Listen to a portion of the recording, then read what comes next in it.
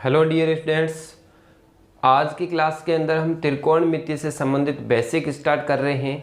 जो कक्षा 10 के अंदर आपने देखा होगा प्रश्नावली नंबर 8 है, जिसमें त्रिकोणमिति का परिचय, त्रिकोणमिति परिचय मतलब त्रिकोणमिति से संबंधित जितना भी डिटेल्स हैं वो आप लोगों को तक पहुंचाई जाएगी, समझना उनके अंदर।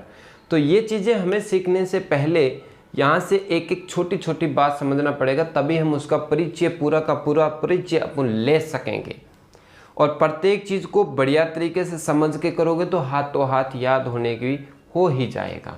चलो देखिए, बात करते हैं त्रिकोणमिति की। तो त्रिकोणमिति से शब्द से ही कुछ बातें हमें पता चल जाती हैं। वो कहाँ से, देखो पूरी डिटेल्स एक दूसरे से जुड़ी हुई है, समझ के करना, कहीं पर भी दिक्कत नहीं आएगी। जैसे अपने पीछे भी काफ़ी प्रश्नावली कर चुके हैं। चलो ध्यान दो, सबसे पहले बात करें त्रि का मतलब हो गया यहाँ पर तीन, त्रि का मतलब हो गया तीन। मैं जो भी आपको बातें बता रहा हूँ उसको थोड़ा सा ध्यान से समझते जाना, आपको एक एक चीज़ें समझ में आ ही जाएगी। सबसे बात करते हैं त्रि की। त्रि का मतलब हो गया तीन, त्रि का मतलब क्या हो गया, तीन, त्रि मतलब तीन। उसके बाद बात करते हैं कोण, कोण का मतलब कोणी हो गया, कोण का तो मतलब कोणी हो गया। उसके बाद है मिति, मिति देखो यहाँ से अपन मिति को माप भी बोल सकते हैं, और हम यहाँ से भुजा बोलना चाहें तो भुजा भी बोल सकते हैं, यानी भुजा की माप बोल सकते हैं, कोण की माप बोल सकते हैं। किसका, भुजा का कोण की माप। या फिर मैं इसको आकृति बोल सकता हूँ। क्या बोल सकता हूँ, आकृति। अब लगभग आपको माप मिलता है। देखो ये पूछेगा कोई नहीं, हमें समझने की बात है, इसलिए मैंने आपको तीनों बातें बता रहा हूँ, ध्यान देना। त्रि का मतलब हो गया तीन, कोण का मतलब कोण, मिति का मतलब आकृति बोल सकते हो, माप बोल सकते हो, भुजा बोल सकते हो। यानी ऐसी आकृति जिसके अंदर तीन कोण उपस्थित हो, ऐसी आकृति जिसमें तीन कोण उपस्थित हो, उसे ही त्रिकोणमिति कहते हैं। सिंपल भाषा में यदि अपन देखना चाहें तो। लेकिन यहाँ से आपको डेफिनेशन नहीं पूछेगा हर चीजों के पीछे। यहाँ से त्रिकोणमिति नाम से पता, त्रि मतलब तीन, कोण और आकृति। तीन कोणों से क्या बनता है आप लोगों से, त्रिभुज बनता है। तो त्रिकोणमिति का प्रयोग कहाँ होता है, त्रिभुज में। लेकिन कौन से त्रिभुज में, ये बात भी इंपॉर्टेंट है। तो ध्यान दो, यहाँ से अपन एक बात कहना चाहिए आप लोगों को। तो देखिए, जैसे यहाँ से बात करें कि त्रिकोणमिति का त्रिकोणमिति का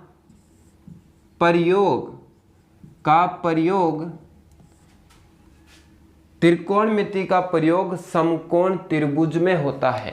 त्रिकोणमिति का प्रयोग समकोण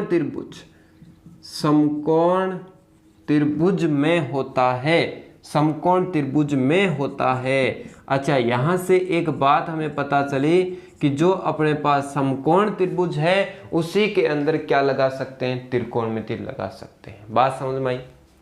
यानी जो समकोण त्रिभुज होगा त्रिकोणमिति उसी में लगेगी, लेकिन अन्य त्रिभुजों के अंदर नहीं लगती है। उसका बात अलग है कि उसके हमने लंब डाल के या कुछ लाइन खींच के समकोण बना दे, लेकिन बनाना तो क्या पड़ेगा, समकोण।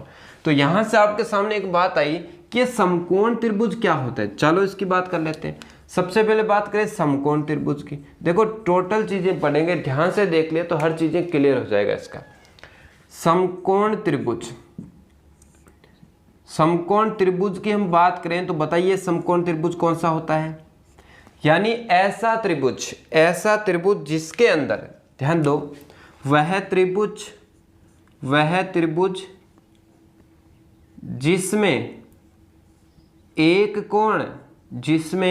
एक कोण कैसा हो, समकोण।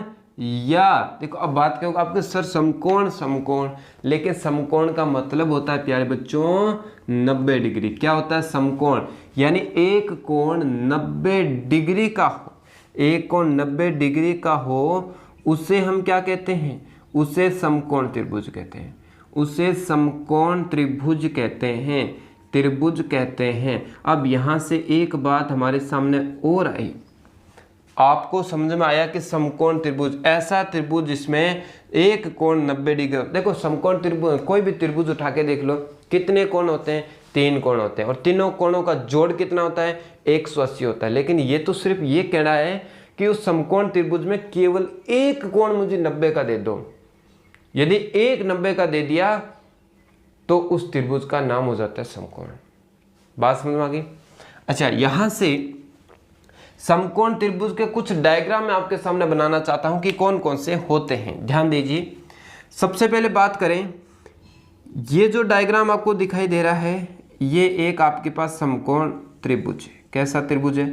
समकोण, क्योंकि यहाँ देखिए 90 डिग्री का एंगल बन रहा है, तो ये हो गया समकोण त्रिभुज। यदि इसका नाम देना चाहें तो ABC हमने नाम दे दिया। बात क्लियर? क्योंकि यहाँ एक 90 बन गया तो इस त्रिभुज का नाम क्या हो गया? समकोण। यदि हमारे सामने कुछ इस तरीके से डायग्राम आए तो भी हमें कन्फ्यूज नहीं होना है। यहाँ पर भी देखें तो ये भी क्या है? 90 डिग्री बन रहा है। तो ABC हमने इसका भी नाम दे दिया। यदि हमारे पास डायग्राम इस तरीके से आए, देखो मैं ये कहना चाहता हूँ, समझाना चाहता हूँ कि यदि किसी भी प्रकार की आकृति आपके सामने आए लेकिन त्रिभुज की हो और उसके अंदर एक कोण क्या बने?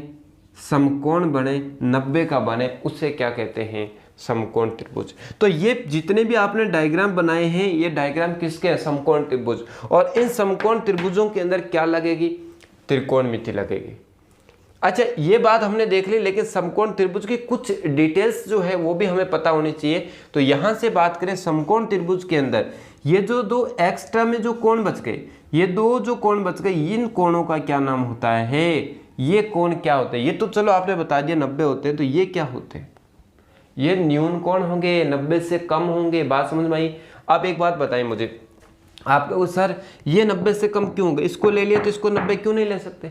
आप लेके देखिए, आपने कहा कि हमने सर ये एक 90 डिग्री लिया, त्रिभुज के अंदर एक कोण और ले ले तो 90 का, लेके दिखाओ मुझे। आपने कहा सर एक और ले लेते हैं 90 का, तो ये आप इसको जब मिलाओगे तो ये क्या समकोण बनेगा? त्रिभुज बनेगा।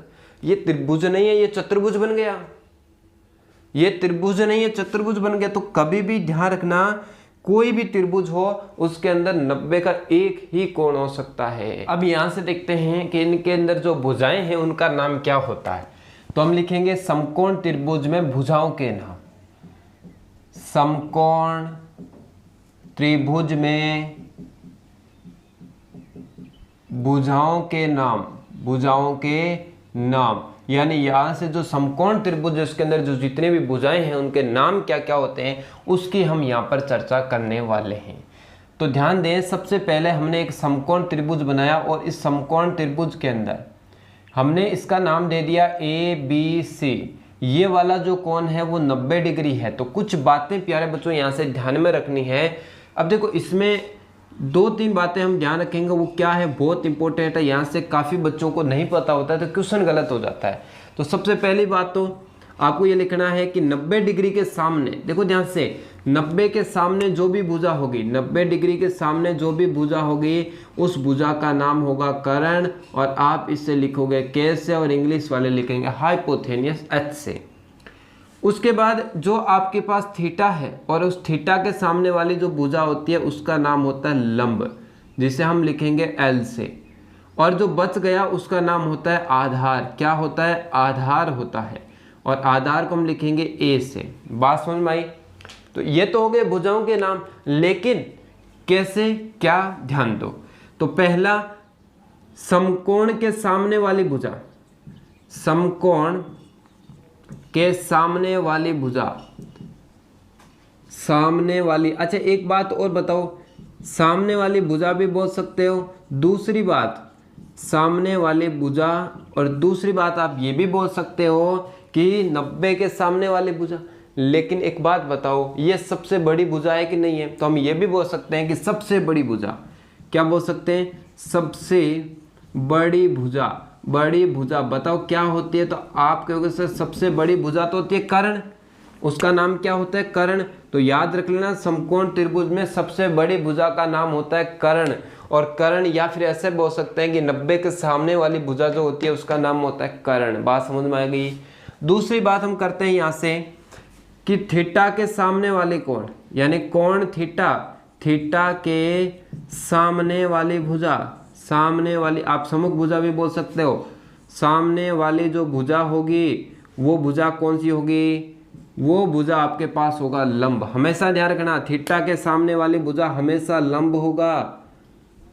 जहां पर भी थीटा होगा, चाहे थीटा इधर हो चाहे इधर हो, जहां पर भी हो, थीटा के सामने वाली भुजा लंब ही लेना है और सबसे बड़ी भुजा को कर्ण लेना है, यानी 90 के सामने कर्ण, थीटा के सामने लंब। और जो बच गया यानी शेष तीसरी भुजा, जो तीसरी भुजा बच गई और उस भुजा का नाम हो जाएगा आपके पास क्या? आधार हो जाएगा। क्या हो जाएगा प्यारे बच्चों? आधार। क्लियर बात समझ में आ गई? तो मुझे एक यहाँ से अपने एक एग्जांपल लेना चाहें, जैसे ये एक समकोण त्रिभुज लिया, समकोण त्रिभुज का नाम दे दिया ABC, यहाँ से 90 डिग्री, और आपको पता है 90 के सामने क्या होता है, तो आपके को सर 90 के सामने तो कर्ण होता है। यहाँ मैंने ले लिया थीटा, तो मुझे बताओ थीटा कौन सा होगा? आपको सर थीटा तो आपको पता है, थीटा के सामने वाली भुजा लंब होती है, तो थीटा के सामने वाली भुजा लंब हो जाएगा और जो बच गया वो क्या हो जाएगा? आधार हो जाएगा। कर सकते हो ना?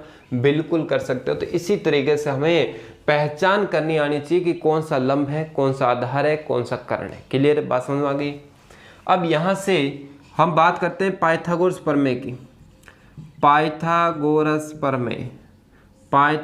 प्रमेय तो क्या होती है प्यारे बच्चों? पाइथागोरस प्रमेय, इसकी हम बात कर लेते हैं। देखो पाइथागोरस प्रमेय वह होती है, यानी हम ये भी बोल सकते हैं कि समकोण त्रिभुज में, ध्यान देना, समकोण त्रिभुज में कर्ण, लंब व आधार के संबंध को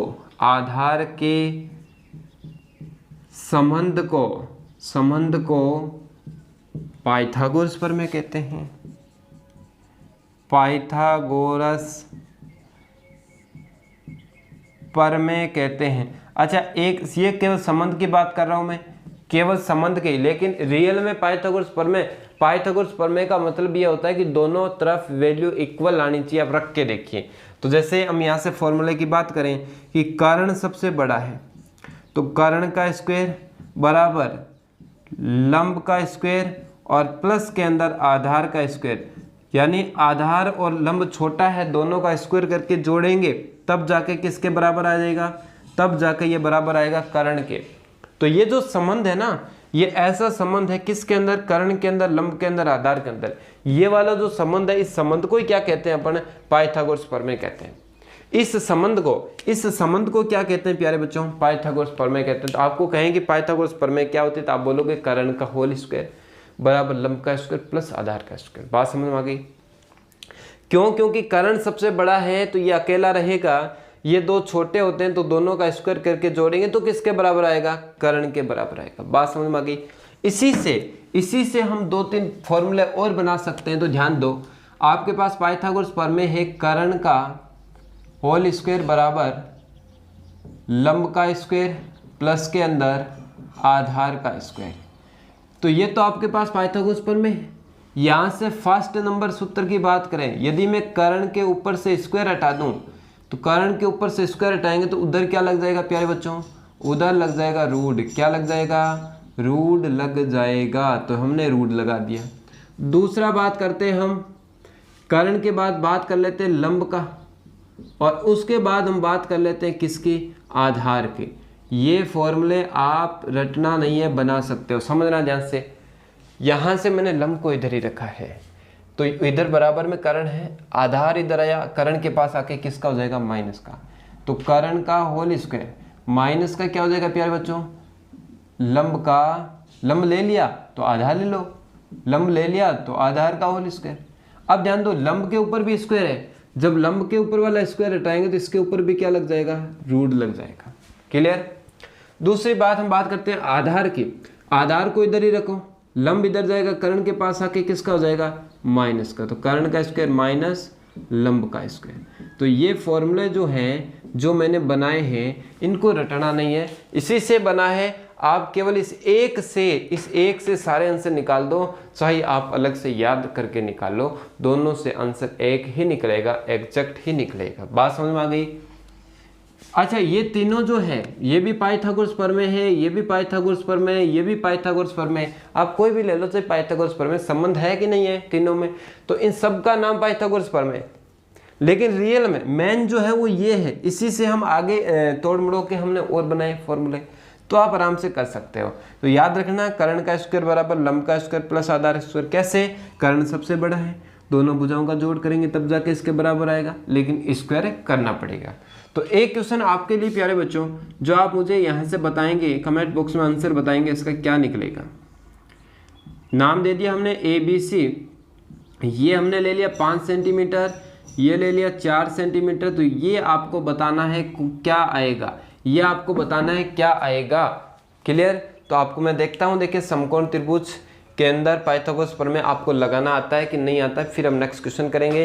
ये तो हमने 8.1 का थोड़ा बहुत बेसिक किया, अभी तक इसके त्रिकोणमितीय अनुपात बाकी है, और बेसिक एक क्लास और लेंगे, उसके बाद हम इसके क्वेश्चन स्टार्ट करेंगे। त्रिकोणमितीय अनुपात के अंदर आपने देखा होगा साइन, कोस, टेन, कोट, सेक, कोसेक्स, उनके बारे में अभी तक अध्ययन करना बाकी है। फिर हम सारणियों के बारे में देखेंगे, फिर हम इसके सिद्ध करने वाले क्वेश्चन देखेंगे, सारा डिटेल से काम करेंगे जितना भी करेंगे। तो यहाँ तक हमने कंप्लीट किया। किसी भी बच्चे के कोई भी डाउट हो तो मुझे कमेंट बॉक्स में ज़रूर बताना, हम इसके ऊपर और भी काम कर लेंगे। ठीक है, ओके, धन्यवाद। बाकी मिलते हैं नेक्स्ट क्लास में।